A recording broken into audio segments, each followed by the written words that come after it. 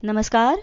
आज हम 10वीं कक्षा की हिंदी पाठ्य पुस्तक स्पर्श के पद्य खंड से पहला पाठ साखी पढ़ेंगे। इसके पहले की कक्षाओं में भी आप सबने कबीर के दोहे और कबीर की साखियां पढ़ी होंगी। साखी वस्तुतः दोहा ही होता है। साखी शब्द का शुद्ध रूप साक्षी है, जिसका अर्थ होता है प्रमाण या प्रत्यक्ष। तो कबीर जगह जगह घूम घूम कर प्रत्यक्ष ज्ञान प्राप्त करते थे, जिसे दोहे या छंद के रूप में कलमबद्ध किया गया। इसलिए उनके दोहे को साखी भी कहते हैं।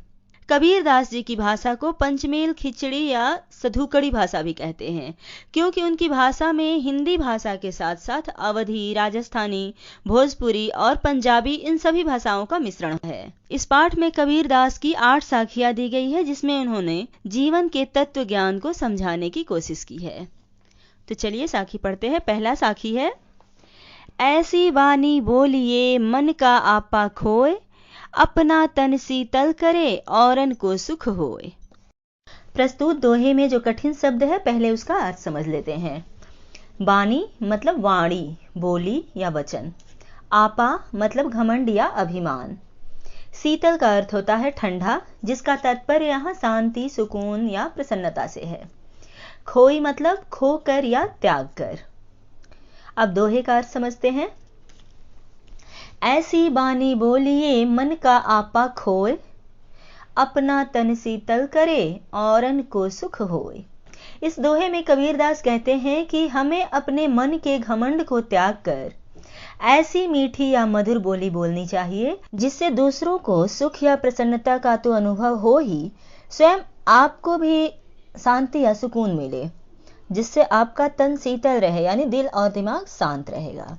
अर्थात जब भी हम किसी से बात करते हैं या किसी को कुछ कहते हैं, तो हमें मीठी बोली में यानी प्यार से बात करनी चाहिए, जिससे सामने वाले को तो अच्छा लगता ही है, स्वयं आपको भी प्रसन्नता होती है।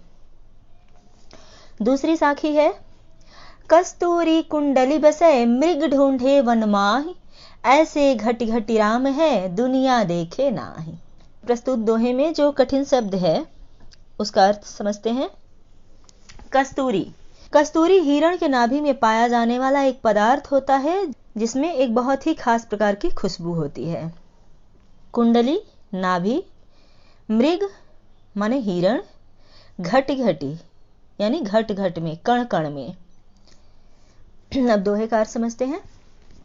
कबीरदास इस दोहे में कहते हैं कि जिस प्रकार कस्तूरी हिरण के नाभि में ही बसता है, अर्थात पाया जाता है, परंतु हिरण पूरे वन में उसे ढूंढते रहता है, क्योंकि कस्तूरी की जो खुशबू आती है, हिरण उस खुशबू के पीछे भागते रहता है कि खुशबू कहाँ से आ रही है, और वह जिधर जिधर जाता है खुशबू वहीं आ रही होती है, क्योंकि वो खुशबू तो उसी की नाभि से आ रही होती है, लेकिन वह उसे देख नहीं पाता।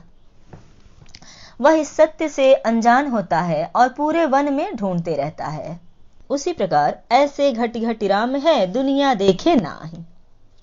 तो उसी प्रकार राम अर्थात ईश्वर प्रकृति के हर कण कण में, यानी हर मनुष्य के अंदर भी मौजूद है, परंतु दुनिया उसे देख नहीं पाती है। मनुष्य भी ईश्वर की खोज में भटकते रहता है, परंतु ईश्वर उसके अंदर ही है, वह इस बात को समझ नहीं पाता है, वह इस बात से अनजान होता है, और मंदिर मस्जिद हर जगह जो है ईश्वर को ढूंढते रहता है। अगला दोहा, जब मैं था तब हरि नहीं, अब हरि है मैं नाही, सब अंधियारा मिट गया जब दीपक देखा माही। यहाँ मैं का मतलब अहंकार है और हरि मतलब ईश्वर। तो जब मैं था तब हरि नहीं, अब हरि है मैं नाही, यानी जब तक मैं था, अर्थात मैं रूपी अहंकार था मेरे अंदर कि मैं ऐसे कर सकता हूं, मैं ही ये कर सकता हूं, मैं ही सब कुछ हूं, तब तक ईश्वर मेरे साथ नहीं था। अब हरि है मैं नाही, और जब ईश्वर है तो मैं नहीं। सब अंधियारा मिट गया जब दीपक देखा माही, दीपक को देखते ही सारा अंधकार मिट गया, समाप्त हो गया।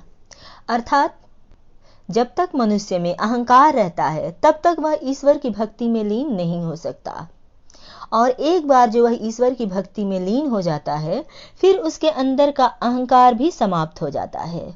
जिस प्रकार से दीपक के जलते ही सारा अंधकार मिट जाता है और चारों ओर प्रकाश फैल जाता है, उसी प्रकार भक्ति रूपी दीपक के जलते ही मनुष्य के अंदर का अहंकार रूपी अंधकार समाप्त हो जाता है। अगला, सुखिया सब संसार है, खाए अरु सोवे, दुखिया दास कबीर है, जागे अरु रोवे। इस संसार में वे लोग जो केवल खाने और सोने में ही व्यस्त रहते हैं, यानी जिन्हें केवल सांसारिक सुख सुविधाओं से ही मतलब रहता है, किसी और के सुख दुख से कोई मतलब नहीं रखते हैं, वे सब सुखी है, क्योंकि उन्हें किसी प्रकार की चिंता नहीं है। दुखिया दास कबीर है, जागे अरु रोवे। कबीर कहते हैं कि दुखी तो वे लोग हैं जो प्रभु के वियोग में रात भर जागते हैं, और जो औरों के दुख से दुखी होते हैं और रोते हैं, वे ही लोग दुखी हैं। तो इन पंक्तियों के जरिए कबीर ने चिंतनशील व्यक्तियों की तरफ ध्यान आकर्षित करने का प्रयास किया है, जो लोग दुनिया, समाज या और लोगों के प्रति भी चिंतनशील रहते हैं। अगला दोहा, विरह भुवंगम तन बसे, मंत्र न लागे कोई, राम वियोगी न जीवे, जीवे तो बौरा होए। विरह मतलब जुदाई, बिछड़ना। भुवंगम माने भुजंग यानी सांप। इन पंक्तियों में कबीर कहते हैं कि जिस प्रकार विरह का दर्द यानी किसी से बिछड़ने का दर्द सर्प के जहर के समान पूरे शरीर में फैल जाता है, जिस पर कोई मंत्र काम नहीं करता, ठीक वैसे ही राम वियोगी यानी प्रभु से वियोग में भक्त जीवित नहीं रह पाता। अगर जीवित रह भी जाए तो वो बौरा जाता है यानी पागल हो जाता है। अगली साखी है, नींदक नेड़ा राखिए, आंगन कुटी बंधाए, बिन साबण पानी बिना, निर्मल करे सुभाए। इन पंक्तियों में जो कठिन शब्द है, पहले उसका अर्थ समझते हैं। नींदक, नींदक का अर्थ है निंदा करने वाला, बुराई करने वाला। नेड़ा मतलब नजदीक, निकट। आंगन माने आंगन। सावण का अर्थ है साबुन। सुभाई माने स्वभाव। तो नींदक नेड़ा राखिए, आंगन कुटी बंधाए, बिन साबण पानी बिना, निर्मल करे सुभाए। अक्सर ऐसा होता है कि जब कोई हमारी बुराई करता है तो हमें अच्छा नहीं लगता है और हम उससे दूरी बनाने लगते हैं। लेकिन कबीरदास कहते हैं और इस दोहे के जरिए हमें सीख देना चाहते हैं कि निंदक नेड़ा राखिए, यानी हमें निंदा करने वाले को हमेशा अपने नजदीक रखना चाहिए। आंगन कुटी बंधाए, इतना ही नहीं, अगर संभव हो तो अपने आंगन में ही उसके लिए कुटिया बना दो, ताकि हमेशा वो आपके साथ रहे। अर्थात अपने जीवन में निंदा करने वालों के लिए एक खास स्थान जरूर रखना चाहिए, ताकि जब भी वो हमारी बुराई करे तो हमें हमारी कमियों का पता चले और हम उसमें सुधार कर सकें, अपने आप में सुधार कर सकें।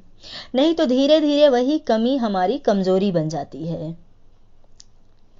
बिन साबण पानी बिना, निर्मल करे सुभाए। बिना साबुन और पानी के ही हमारे स्वभाव को निर्मल और स्वच्छ कर देता है। किसी चीज को साफ और स्वच्छ करने के लिए हमें साबुन पानी की आवश्यकता होती है, परंतु अगर हम अपने निंदक को अपने नजदीक रखेंगे तो बिना साबुन पानी के ही, अर्थात अलग से बिना किसी प्रयास के ही, हम अपनी कमियों को पहचान कर अपने स्वभाव को, अपने गुणों को स्वच्छ और निर्मल रख सकते हैं। अगली साखी, पोथी पढ़ी पढ़ी जग मुआ, पंडित भया न कोय, एके आसिर पीव का, पढ़े सुपंडित होय। जग मतलब संसार, आसिर माने अक्षर, पीव यानी प्रिय, प्रेम, पोथी मतलब किताब, पुस्तक, मुआ माने मर गए, मृत्यु को प्राप्त हो गए। तो यहाँ कबीरदास का मानना है कि केवल किताबें पढ़ लेने से ही कोई पंडित या ज्ञानी नहीं बन जाता। पोथी पढ़ पढ़ जग मुआ, पुस्तकें पढ़ पढ़ कर तो इस संसार में कितने लोग आए और मृत्यु को प्राप्त हो गए। एक है आसिर पीव का, पढ़े सुपंडित होए। बल्कि एक अक्षर भी जो प्रेम का यानी इंसानियत का पढ़ लेता है, वही पंडित होता है, वही ज्ञानी होता है। अर्थात किताबी ज्ञान के साथ साथ हमें व्यवहारिक ज्ञान भी होना जरूरी है, हमें इंसानियत और प्रेम का ज्ञान होना भी जरूरी है, तभी वह ज्ञानी बन सकता है।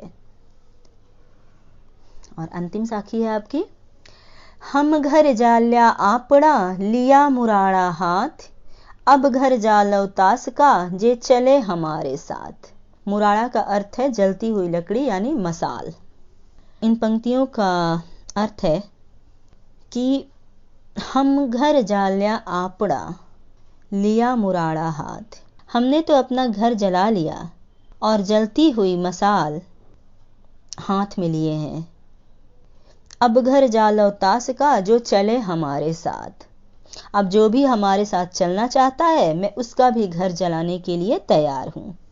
अर्थात इन पंक्तियों में कबीर के कहने का तात्पर्य यह है कि हमने मोह माया रूपी घर को जलाकर ज्ञान प्राप्त कर लिया है, यानी अपने जीवन के अज्ञानता रूपी अंधकार को ज्ञान रूपी प्रकाश में बदल दिया है। अब जो भी मोह माया के बंधन से मुक्त होकर ज्ञान प्राप्त करना चाहता है तो कबीर अपने ज्ञान रूपी मसाल से उसका जीवन भी रोशन कर देंगे, वो उनके साथ चले आए। ठीक है, तो आपका जो है ये पाठ समाप्त हो गया। जो 8 साखियां हैं उसका अर्थ आप समझ गए होंगे।